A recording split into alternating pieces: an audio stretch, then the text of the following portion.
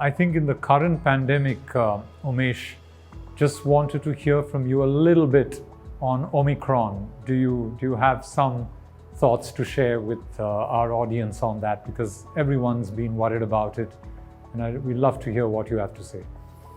So I have a very cynical approach. All of us want to become experts in COVID and different variants of SARS-CoV-2. The issue is that we're going to learn as we see patients coming in.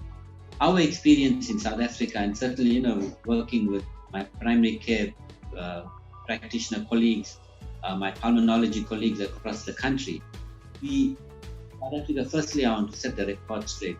We were the first country to identify the Omicron virus. We didn't create it. So we have a very well advanced virology research setup. We're seeing a lot of Omicron, and it's a virus, there's no doubt that it spreads far more rapidly than the Delta variant or its earlier variants. But what's interesting is that we are seeing very mild patients. We've experienced the first, second, and third waves, and Neven will tell you the number of patients we've seen. They died in practice, they died in the cars, they died in our ICU. So far, I work in 2 ICUs, my team, and we've not had one COVID death yet.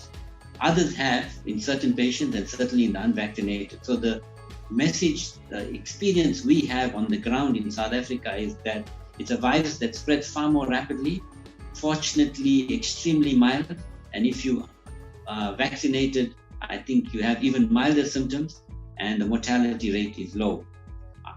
What I'm hearing about what's happening in Europe and in the US is a bit worrying, and I don't understand what is the exact issue there, because they got a higher level of vaccination. So there's something unique about that environment or the genetics in the population that is causing a different sort of manifestation. But maybe they're seeing larger numbers, and certainly I saw the data yesterday from the Imperial College in London that in fact it is associated with a lower hospitalization and mortality rate.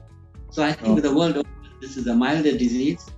The anticipation is, and again we're trying to be optimists, that maybe this is a huge wave of a less virulent virus that would induce an immune response in the vast majority of the population and then kill off this whole SARS-CoV-2 viral epidemic.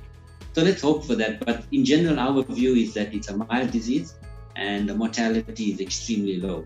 And for patients who ask about taking a booster dose to prevent Omicron, what's your current take?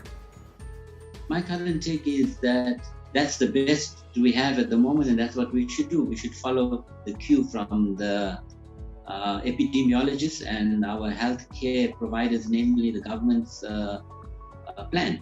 So, nobody can give me evidence that taking a booster does not work. And if you gave it to me, I would take it because I'm not going to take any risk. So until we know better, that's the best option we have. Sure, absolutely. And another issue, probably in Europe, what we're seeing is also a much higher age group than South Africa and India, at least. I would say the average age is also higher, and the mortality continues to remain high in the 60 plus age group across the world. So do you think that's got to do with the US and Europe high numbers? I don't know. Obviously they probably have a higher proportion of older patients, but I get a better handle on why there is this regional variations. And on Omicron, I think the other thing is which drug will work, because now with 2 drugs coming in the market, I'm still happy with my inhaled steroid, and based on the data you mentioned, I will continue with that. But what is your take on treating COVID, short of the monoclonal antibody, of course? Firstly, I want to comment on Tamiflu in influenza. The evidence for its efficacy is extremely weak. Seriously, if you look at the data, I don't think, and as Neven pointed out, it should never be part of a standard regimen for managing influenza.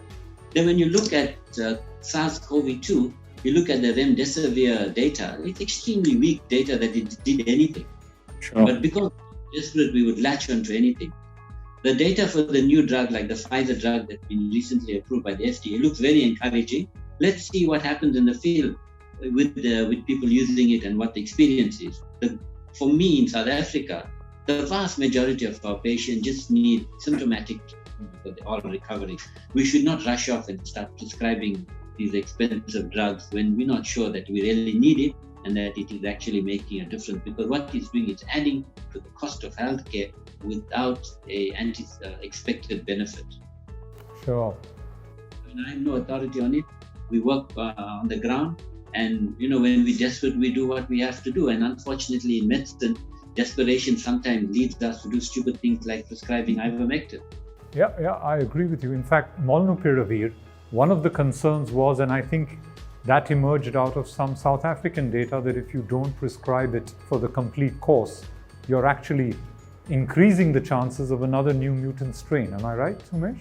I speculate, and I've got no evidence for this, but when we use of drugs willy-nilly, we don't know what we're doing to the genetics of the virus. Maybe we are causing the resistance. Very much like we're creating multi-drug resistant bacteria, we are forcing these viruses to adapt. We don't know. But thank you ever so much, Umesh.